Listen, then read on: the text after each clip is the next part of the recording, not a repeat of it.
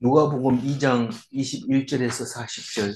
할례할 8일이 되매 그 이름을 예수라 하니 곧 잉태하기 전에 천사가 일컬은 바로라. 이제 예수님이 나셨어요. 어디에서요? 베들레헴 베들레헴에서. 누가 제일 그 소식을 먼저 들었어요? 목자. 목자들이 듣고 와서 그것을 보고 어, 천사가 일러준 대로 그대로더라. 어, 구세주가 났다고 했다. 그래서 사람들이 기뻐하고 좋아하고 그랬지만 다 집으로 돌아가고 그런 일이 있었대. 그 정도 하고 잊어버리고 있지만 어머니는 마음의 색이었다.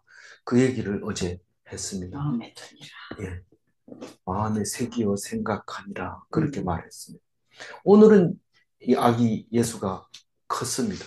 예, 어, 어떻게 컸어요? 그냥 컸어요. 어, 세례 요한은 광야에서 컸는데 예수님은 어떻게 컸어요? 몰라요? 율법에 마리아에게서 네. 어쨌든 컸어요. 컸는데 그, 강하여 그 지혜가 충만했죠. 예, 그거는 이제 음, 오늘 얘기 끝나면 하는 소리고 오늘 8일이 됐어요. 8일, 세례 요한도 8일이 되니까 이름 짓고 할례 받고 비둘기 2마리 드리고 그렇게 했어요. 어, 그 우리 그래서 이제 세례할 때 세례명 받는 경우도 있죠. 뭐 개신교에서는 잘 안 합니다만 또 그런 사람이 있습니다. 어, 우리 중에는 또 세례 받을 때 세례명을 안나라고 받는 사람이 있는데 안나 오늘 나오는데 그 안나로 받은지 저 안나로 받은지 안나는 다른 안나 또 있죠. 그래서 오늘 안나의 은혜를 받으시기 바랍니다. 한나 있고 안나 있고. 한나가 있고 안나가 있나요? 네. 네. 오늘은 안나가 나옵니다. 어,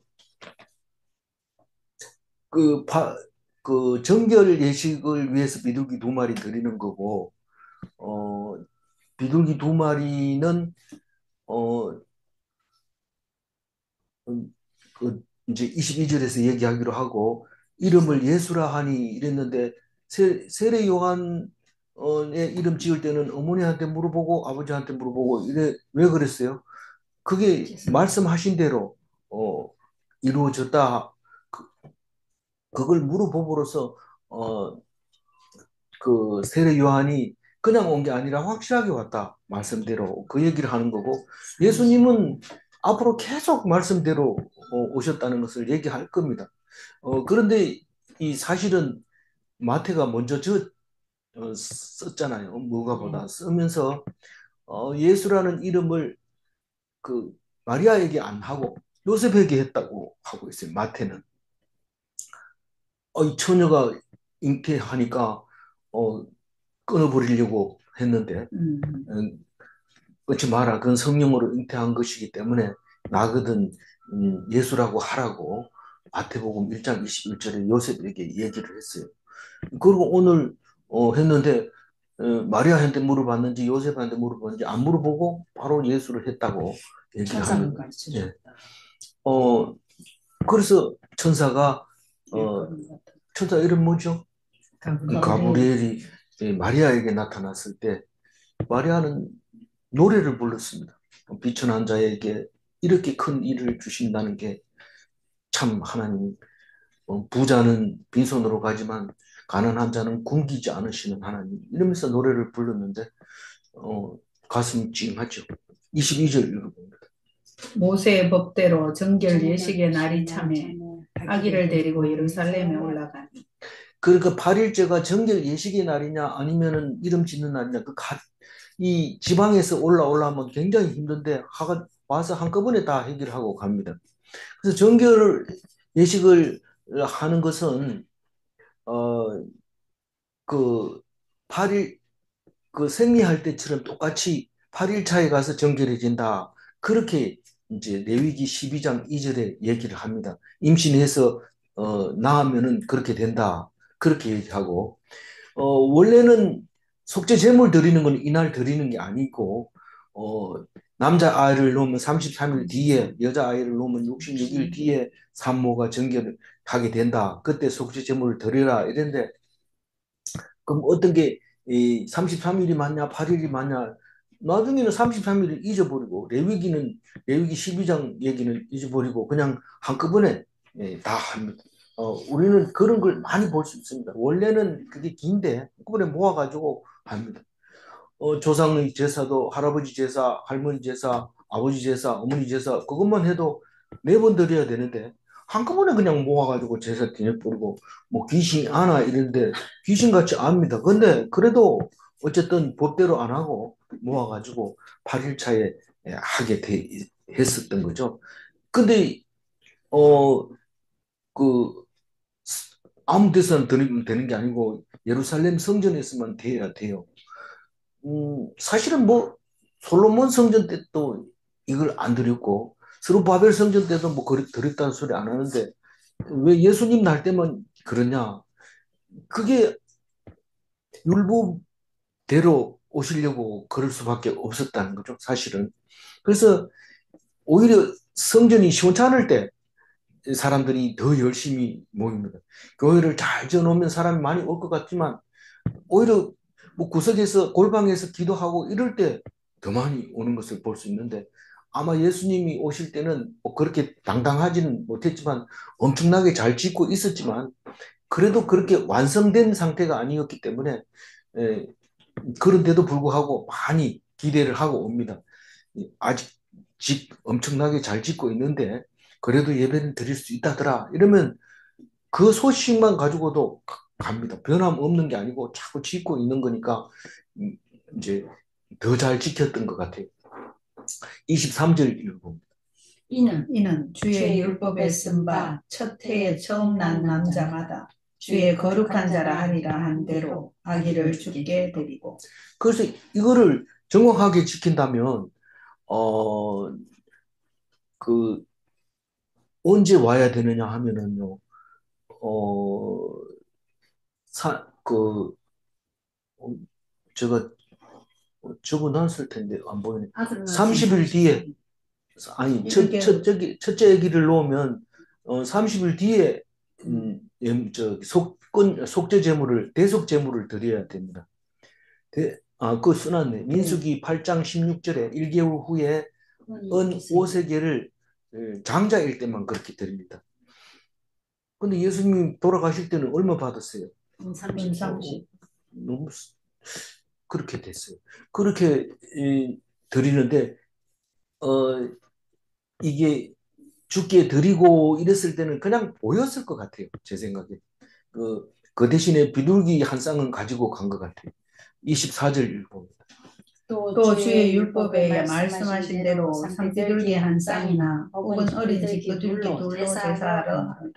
그래서 이 하나는 번제물로 하나는 속죄제물로 이렇게 드리도록 되어 있습니다. 그러니까 음, 혈루병 환자나 뭐 생리하는 사람이나 아기 낳은 사람이나 다 불결하다는 것을 죄라고 말을 하기 때문에 그 죄를 깨끗하게 하는 것이 속죄 제물인데 제사장은 날짜만 계산해서 그 제물을 받고 깨끗하고 다고 선포를 하게 되죠. 그런 겁니다. 근데 이제 어, 아기를 죽게 드리고 할 때 어떻게 드리느냐? 어떻게 드려야 돼요? 잡아야 돼요. 어, 다른 개가 대신해서 죽을 수 있어요. 그게 대속 제사입니다. 근데 제물을 드릴 수 있는데 언제부터 그런 일이 있었느냐? 그 출애굽할 때 이제 장자는 내 것이다라고 얘기하면서 어, 그 대신에 그러니까 장자는 다 죽여야 돼요. 근데 그 대신에 이스라엘 백성만 제사로 대속할 수 있다. 다 죽이지만 제사로 대속할 수 있다. 그 제사가 대속제죠. 대속제. 속죄 중에서 대속제. 그 장자는 그렇게 죽이지 않고 이스라엘 백성만 살려놓게 되는 그 역사가 출애굽 역사 때부터 시작되었다고 출애굽기에 얘기하고 있습니다. 음, 그러니까 오색일 안 내면 모가지 꺾어버린다. 이 얘기죠. 하나님이. 내면요. 그럼 너 내 거라고 인정했다는 거니까 살려두는 거죠. 그게 양의 피를 문설주에 바르는 건 우리는 제물 드렸습니다. 피를 흘렸습니다. 그러니까 장자를 죽일 필요가 없습니다. 알았다. 이러고 지나가는 게 6월절이죠. 25절. 예루살렘에 시므온이라 하는 사람이 있으니 이 사람은 의롭고 경건하여 이스라엘의 위로를 기다리는 자라. 성령이 그의 위에 계시더라. 네, 이 시므온은 제사장도 아니고 예언자도 아니고 그냥 기다리는 사람이에요. 그 뭐를 기다리냐 하면 이스라엘의 위로를 기다리는 자입니다. 어떻게 그게 무슨 말이냐? 성경의 선지자들이 숱하게 얘기를 한 것이 그렇게 힘들고 어려운 것은 죄 때문에 그런데 그 죄를 사해 줄 사람이 구세주인데 그 사람이 온다는 것을 성경에서 읽게 됩니다. 우리가 왜 이렇게 망하게 됐냐? 하나님 말씀 안 들어서 그렇다. 그럼 그게 죄다. 그럼 그거는 사함 받으려면 어떻게 하냐? 제사 드리면 안 되느냐? 그거 가지고는 안 된다. 그럼 어떻게 구세, 구세주가 올 거다. 그 얘기를 기다리고 있었던 이 시므온이라는 사람이 있었는데 이 사람의 성품을 보면 의롭고 경건하고 그리고 그 사람만 쳐다보면 이스라엘의 그런 구세주가 온대. 그런데 이날은 유별나게 하나님이 힘을 주시고 능력을 줘서 성령이 그 위에 계시더라. 왠지 모르게 오늘 가면 예루살렘에서 굉장히 좋은 일이 있을 것 같은 느낌이 드는데 26절 읽어봅니다. 성령의 네. 그가 주의 그리스도를 보기 전에는 죽지 아니하리라 하는 성령의 지시를 받았더니. 성령의 지시를 받았다는 것은 계시를 받았다 이런 말입니다. 그러니까 네가 기다리고 있는 그 구세주가 봐야 네가 죽는다. 제가 그 백두산에 가가지고 갑자기 소리를 막 지르면서 이제는 죽어도 여한이 없습니다. 이런 말이 저절로 나왔어요. 근데 뭐 백두산은 사실은 애국가 부를 때만 백두산 우리가 갈 수 없는 땅 이랬는데 그걸 보고는 그런 감격을 받았어요. 내가 감격을 받으니까 하다샤가 그때 초등학교 1학년인지 안 다녔는지 모르겠는데 덩달아 소리 지르고 막 그래가지고 동영상도 찍어놓은 게 있는데 어쨌든 그런 감격이 이 사람에게 지금 감동이 성전으로 들어가는 순간 감동을 받게 됩니다. 아, 이 사람 이 악이다. 그렇게 생각했는데 어, 그 기다리는 게 소망입니다. 우리는 뭘 기다리고 있을까요? 안 기다리는 사람도 있어요. 근데 기다려야 돼. 그게 그리스도인은 기다림입니다. 어, 23장 51절에 가면 누가 누구를 기다리냐 하면 아리마대 사람 요셉이 하나님 나라를 기다리는 사람이었다고 얘기를 하고 있습니다. 묵상교회 25년 표가 하나님의 가르침을 기다리는 교회. 그랬는데 25년 예, 25년 2025년 표가 지금 2월 달이 다 돼 가는데 표를 모릅니다. 그래서 내년에 25년 읽어주면 25주년 됐다는 죄송합니다. 뜻인가? 그런 저도 읽을 때 그런 느낌이 딱 들었어요. 죄송합니다. 그렇게 가르침을 기다리는 교회를 언제 했냐면 시편 묵상할 때 8월 달에 결정을 해서 지금 이제 그 다음에 2년 2월 달에 그 다음에 2월 달에 사모님이 알아듣게 됐습니다.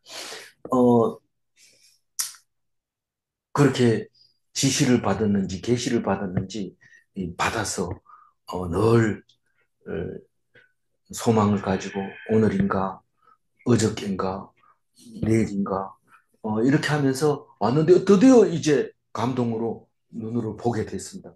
바로 부모가 윤례를 행하는 걸 보고 그 아기를 찾아갑니다. 28절 성령의 감동으로 성전에 들어가매 마침 부모가 율법의 관례대로 행하고자 하여 그 아기 예수를 데리고 오는지라.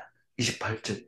시몬이 시몬이 아기를 아기를 안고 안고 하나님을 하나님을 찬송하여 이르되 뭐 무조건 애들 이쁜 애들 보면은 엄마한테 안 물어보고 가서 막 안는데 요즘은 그렇게 하면 안 됩니다. 물어보고 안아도 돼요. 이렇게 물어보고 안고 그래야 되는데 시몬은 아기를 안고 찬송합니다. 아기를 안고 찬송합니다. 그러니까 이 구세주를 내가 보게 하다니 나는 이제 여한이 없습니다. 그 얘기를 지금 32절까지 합니다. 그것만 노래만 하는 게 아니라 이제 축복을 하게 되는데 우선 노래부터 들어봅니다. 29절. 주제여 이제는 말씀하신 대로 종을 평안히 놓아 주시는도다. 이 주제란 말을 잘 안 쓰는데 그 전에 거는 많이 썼는데 안 바꾸고 그냥 놔뒀어요. 네 주제에 무슨 예수를 낳겠느냐 이런 뜻이 아니고 주자도 그렇고 제자도 그렇고 다 이 왕을 표현하는 말입니다. 그러니까 주님 이 말을 더 높여서 주제요 이렇게 한 거죠. 그래서 이제는 뭐냐 이제 봤다는 거예요. 이제는 어, 구원자 예수님을 봤다는 거죠. 그래서 그 말씀을 여태까지 나에게 했는데 그걸 보면 이제 어, 어, 네 죽기 전에 보여준다고 했는데 이제 봤으니까 죽어도 되겠습니다. 그런 말입니다. 종을 평안히 놓아주시는도다. 만약에 안 보고 죽으면 하나님이 주신다 했는데 언제 오실지 내가 그냥 이렇게 가는 것은 너무 억울한 거 아닙니까? 이렇게 기도했을 겁니다. 그런데 뭐 그런 생각도 안 하고 있었는데 오늘 이걸 보면서 이제는 뭐 더 이상 안 살아도 괜찮겠다. 그런 생각을 노래하고 있습니다. 30절. 내 눈이 주의 구원을 보았사오니. 어, 우리가 주의 구원을 보았다 이 말은 우리가 죽으면서 음, 그 당신의 이름은 영원히 잊어지지 않고 당신은 지금 육신의 장막을 벗지만은 저 천국에서 멋진 삶을 살아가고 그 후손들도 당신의 뒤를 이을 겁니다. 그러면 굉장히 편안하게 눈을 감을 수 있죠. 그런데 당신이 모아놓은 거 이제 조금 있으면 다 저당 잡혀 날아갈 거고 아이들은 다 전쟁터에 나가서 죽을 겁니다. 이러면 눈을 제대로 못 감죠.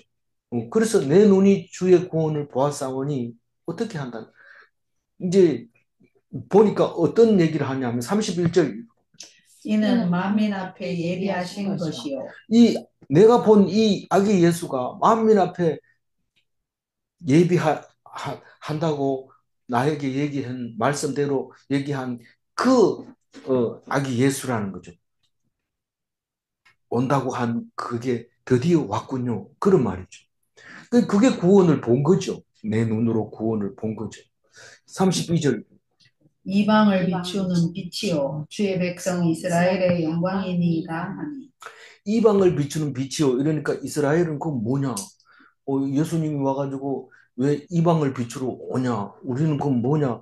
음, 이제 팽당했냐? 그게 아니라 이스라엘은 제사장 나라로서 만민이 예수를 믿게 될 때 제사장으로서의 모습이 그게 영광스러운 거예요. 많은 사람들이 다 믿는데 열방이 믿는데 뭘 믿느냐면 우리 하나님을 믿는다는 거예요. 그러니까 이스라엘 백성은 엄청난 영광이죠. 제사장이 됐다는 거예요. 됐어. 제사장 나라요. 왕 같은 제사장이요. 제사장 나라요. 뭐 이렇게 하면서 그 이스라엘을 높여주는데 유대인들은 이 단어 가지고 어디 가도 목에 힘 딱 주고 삽니다. 그리고 무슨 찌질한 짓을 안 합니다. 왜냐하면 제사장이 그 영광을 얻은 이 백성이 그렇게 하면 안 된다. 그래서 많은 사람들이 누가 말하지도 않는데 유대인들이 그렇게 한대. 아, 그래? 그게 뭔 뜻인데? 이렇게 하면서 배우려고 하고 따라하려고 하고 그렇게 하는데 그게 이스라엘의 영광이에요.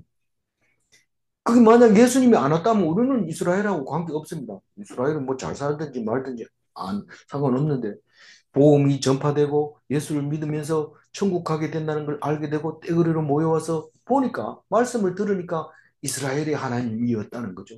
진짜 이스라엘이 있었냐? 있다고 주장하는데 우리는 성경 속에서만 이스라엘이라고 말하고 있습니다. 실제로 이스라엘 가보면 뭐 별거 없습니다. 그러나 말씀 속에서는 엄청난 것이 들어 있습니다.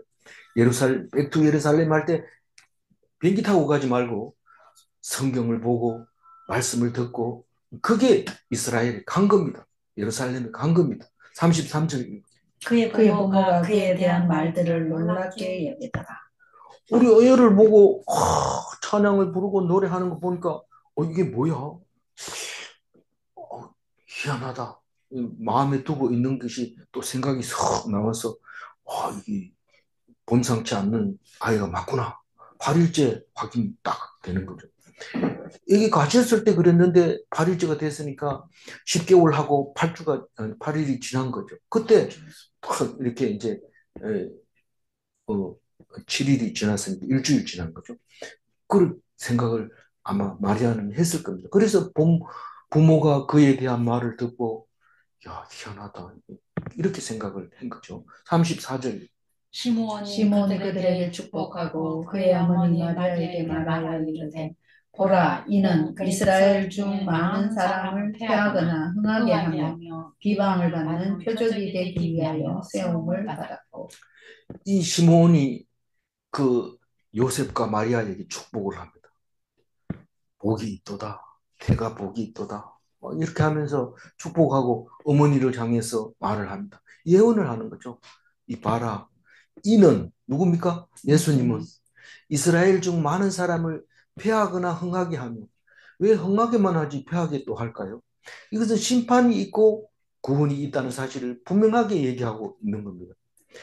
예수님이 이거는 심판받아야 된다. 그럼 지옥으로 가는 거고 이거는 심판이 오더라도 이건 구원받는다. 그럼 흥하게 되면서 그 자손들이 영원히 하나님 나라를 믿게 되고 그 수가 하늘의 별같이 될 거다. 그 흥한 거지. 다른 게 우리가 원하는 게 뭡니까?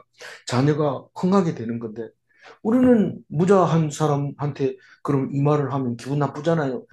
하나님 말씀을 듣고 전파하고 그럼 그게 내 아들이라는 것을 베드로도 가르쳐주고 사도 바울도 가르쳐줬잖아요. 그게 흥하게 되는. 그런데 문제는 흥하고 패하는 것까지는 알겠는데 비방받는 표적이 뭡니까? 결국은 예수님이 신성모독죄로 십자가에 달려 죽게 되는데 이 시몬은 그런 얘기인지 저런 얘기인지 모릅니다. 우리가 나중에 알고 보니까 시몬이 한 얘기가 그 얘기지만 비방을 받는 표적이 된다. 자꾸 이걸 읽으면 무슨 생각이 들지만 그 생각을 함부로 얘기를 못 합니다. 왜냐하면 시끄럽게 되고 묵상이 방해를 받기 때문에 말을 못 하는 거예요. 비방의 표적이 되는 것이 예수님을 닮은 겁니다. 그래서 비방의 표적을 받기 위하여, 그렇게 되기 위하여 세움을 받았다. 많은 사람들이 그 사람을 밀어내서 네가 비방받는 표적이 되라. 십자가를 져라. 그렇게 해서 그것을 위해서 세움을 받게 된다는 거죠. 35절. 또 칼이 내 마음을 찌르듯 하니 이는 여러 사람의 마음의 생각을 드러내려 함이니라 하더라. 네 마음이 누구 마음입니까? 마리아의 마음, 엄마의 마음. 칼이 마음을 찌른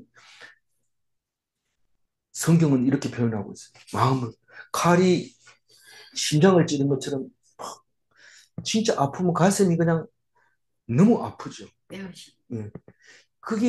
그걸 생각하면 피에타라는 그 조각품이 생각나는데 미켈안젤로가 만든 성모 마리아가 죽은 예수님을 품에 안고 있는 조각인데 그 유명하죠. 엄마의 찢어지는 마음 이런 말이죠. 그게 피에타라는 게. 근데 영화 피에타로 제목을 써가지고 우리나라에서 만든데 어, 음, 그 감독이 상을 많이 받았어요. 이 영화를 통해서 받고 다른 영화를 통해서도 받고. 그런데 안 보는 게 좋아요. 그거는 뭐 고리업 고리업을 하는데 돈 1,000만 원 안 갚으면 손가락 한 개 자르고 2개 안 갚으면 2개 자르고 뭐 이렇게 했는데 돈이 하도 없어가지고 손가락 3개 자를 테니까 3,000만 원 빌려달라고 해서 결국은 자르고 어, 결국은 죽이고 뭐 이런 이야기인데 그 아들을 안고 있는 모습을 보여줍니다. 어, 그런 그 이르듯 하리라. 그 얘기가 나중에 생각납니다. 이게 이 말이 이는 여러 사람의 마음의 생각을 드러내려 합니다. 십자가를 져야만 의사가 전달이 된 예수님 하나님의 마음이 전달이 되는 겁니다. 그게 마음의 생각을 드러내는 게 뭡니까? 우리가 죄로 인해서 죽어야 되는데 그 죄를 위해서 사함 받게 해주시려고 십자가에 돌아가시는 거죠. 하나님이 우리를 살리기는 살려야 되는데 죄는 있는 데다가 살 내 법으로 따지면 죽여야 되는데 이걸 살리려고 하니까 짐승을 아무리 잡아도 안 돼. 그거는 불가능해.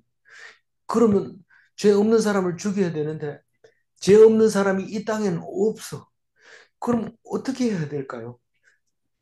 자기 외아들을 주는 것처럼 그냥 죄 없는 자를 보내서 죽게 하는 것. 그게 하나님의 영광인 거죠. 우리 뭐 자기 아들을 뭐 죽여달라 소리도 안 했는데 뭐 죽이고 뭐 너 죄를 위해서 죽었다 이러는데 우리 입장에서는 말을 그렇게 할 수 있어요. 내가 뭐 죽여달라 했나요? 이러면서 그게 근데 하나님의 입장에서는 이스라엘 백성을 그 오랫동안 하나님으로 살면서 이 사람들이 죄를 해결할 수 없다는 것을 알게 되는 건 원래부터 알았지만 너희들 결국은 그 죄로 인해서 죽을 수밖에 없다. 근데 나는 내 닮은 자식으로 하고 싶다. 죄를 없애면 나와 같이 된다. 하나님 같이 된다. 그런데 그 죄를 씻을 수 있는 대속 제물은 이 땅에는 없다. 그럼 어디서 와야 돼요? 하나님 나라에서 죄 없는 곳에서 와야 돼요. 그게 이 아기 예수를 보면서 시몬이 생각해내고 말한 것이 여러 사람의 마음의 생각을 드러내려고 이 사람이 십자가를 짓는데 네 가슴이 칼로 찌른 것 같을 거다. 그 얘기를 하게 됩니다.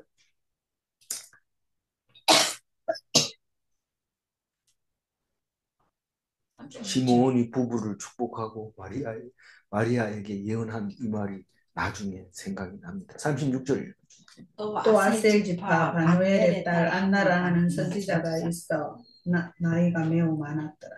그가 결혼한 후 7해 동안 남편과 함께 살다가 요즘은 7회 살다가 헤어지면 오래 사는 겁니다. 근데 옛날에는 7년째 애기도 없이 그냥 어 죽어버리면 이걸 청산과부라고 얘기합니다.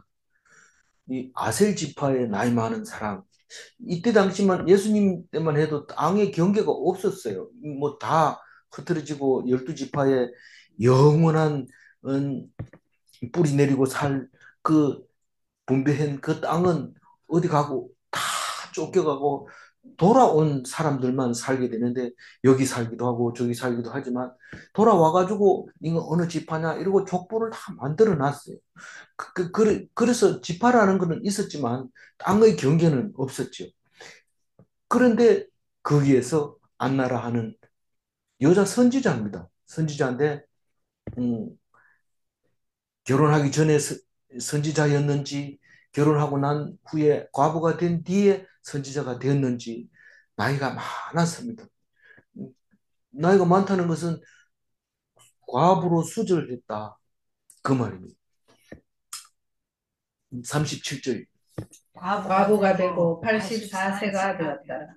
이 사람이 성전을 떠나지 아니하고 주야로 금식하며 기도함으로 섬기더니 이 과부가 되면은 새로운 좋은 사람 만나가지고 다시 시집 가야 되겠다. 그렇게 생각을 안 해볼 수 없습니다. 그러나 총각 한 대 시집가기는 체면이 없죠. 그러니까 상처 한 호랩이 있으면 가면 좋겠다. 그런 생각해서 가면 좋을 것 같지만 별로 안 좋습니다. 그러면 결국은 하나님하고 살자. 하나님의 신부로 살자. 그런 생각하고 성전에 들어갔습니다. 성전에 장과부죠. 성전에 들어가서 84세 되면 확실한 과부입니다. 좀 젊으면 그 생각을 자꾸 하기 때문에 인정을 안 해주지만 84세가 되면 이제 안 떠나도 도와줘서 살 수 있습니다. 그게 하나님이 주신 걸로 먹고 사는 거죠. 그래서 주야로 금식했다. 그 말은 주야로 묵상했다 이 말입니다. 요즘 같은 세상에 주야로 금식했다 이러면 주야로 묵상했다 이렇게 생각하면 됩니다. 그리고 기도하고 하나님을 섬겼다. 요즘도 직장이 없고 또 혼자 살면서 그런 사람들이 있는데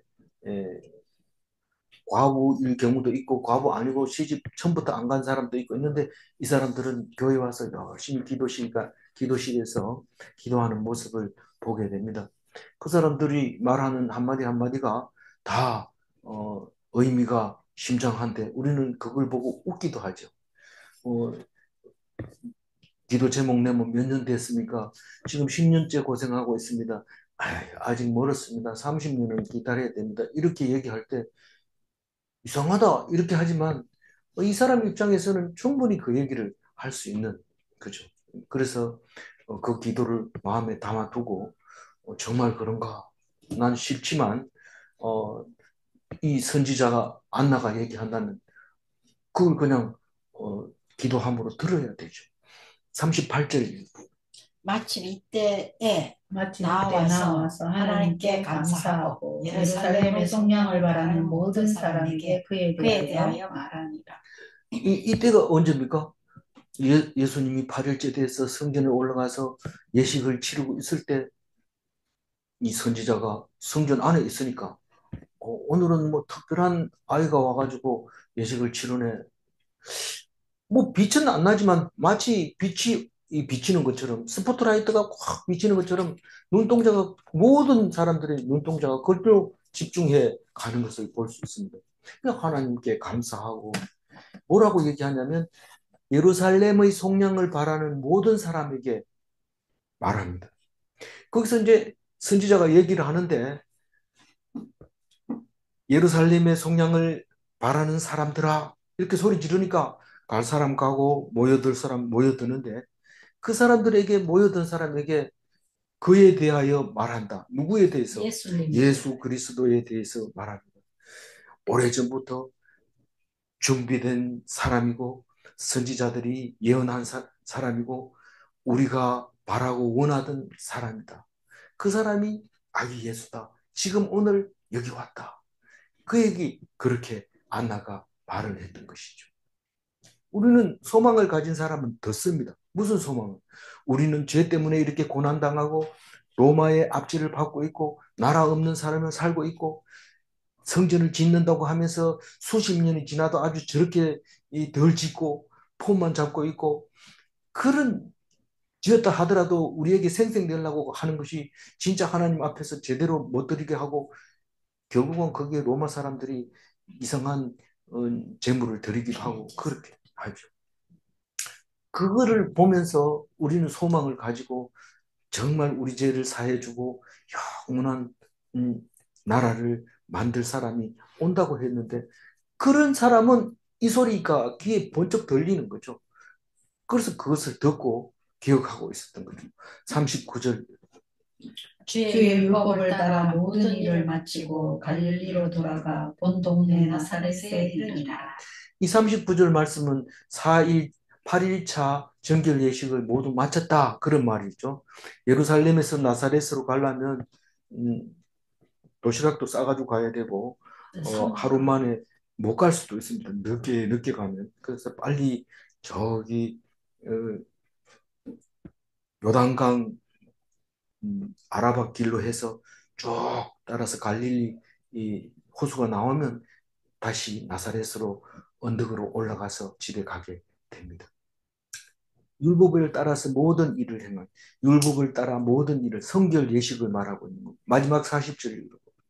아기가 자라며 강하여지고 강하여지고 지혜가 지혜가 충만하며 충만하며 하나님의 하나님의 은혜가 은혜가 그 그의 위에 위에 있더라. 있더라. 어린 예수의 성장이 강하게 크고 지혜가 충만하고 은혜가 넘쳤다. 은혜가 그 위에 있었더라. 성령이 그 위에 머물렀더라. 늘 그 은혜 안에 살았다고 합니다. 40절 다시 한번 읽고 마무리하겠습니다. 아기가 자라며 자라며 강하여지고 지혜가 지혜가 충만하며 하나님의 은혜가 그의 위에 그의 있더라. 위에 있다. 이 은혜 아래서 자란다. 그러니까 엄마의 능력으로 자라면 마마보이가 되지만 하나님의 은혜 아래 자라면 십자가를 질 수 있습니다. 십자가를 질 수 있는 능력이 되는 겁니다. 우리는 엄마의 능력으로 자라서 그런지 모르지만 은혜 아래 자라면 자기 십자가를 질 수 있습니다. 질문합니다. 은혜 아래 자란다는 것은 말씀에 귀 기울인다는 것인가? 질문 두 번째, 은혜 아래 살면 강해지고 지혜가 충만하여지는가? 그렇습니다. 기도하겠습니다. 하나님, 오늘 또 말씀 주신 것 감사합니다. 특별히 예수님이 태어나서 8일째에 그 모든 율법을 준수하려고 한 것을 기억하게 하여 주옵소서. 많은 바리새인들이 율법을 폐하고 율법을 지키지 않고 하나님을 감히 아버지라고 부르는 이 배은망덕하고 신성모독하는 이자를 죽여야 된다고 할 때 주여 이것은 처음부터 있었던 계획이었고 그렇게 죽지 않으면 우리의 죄가 씻을 수 없다는 것을 말씀하실 때 엄마 마리아는 가슴이 찢어졌습니다. 그러나 믿음으로 온전히 하나님께 바쳤습니다. 우리가 어떤 일을 당하더라도 이거보다 더 큰 아픈 것이 있겠습니까? 죄 없는 아들이 죄를 짊어지고 강도처럼 십자가에 달려 죽을 때 엄마의 가슴이 찢어질 뻔했습니다. 하나님, 우리의 마음을 도와주시고 고통을 내려놓게 하여 주옵소서. 우리는 별것도 아닌 것에 가슴이 찢어지려고 합니다. 하나님, 성경을 읽으면서 위로받게 하여 주옵소서. 안나도 알아보고 우리에게 설명하실 때, 예언하실 때 그 말씀이 2000년 전에 예수님이 아니라 나의 마음이 와 닿을 수 있도록 인도하여 주옵소서. 믿는 자에게는 그 마음이 열려서 그 소리가 들릴 거라고 믿사오니 주여 도와 주옵소서. 감사드리옵고 우리 주 예수 그리스도 이름으로 기도 올리옵나이다. 아멘.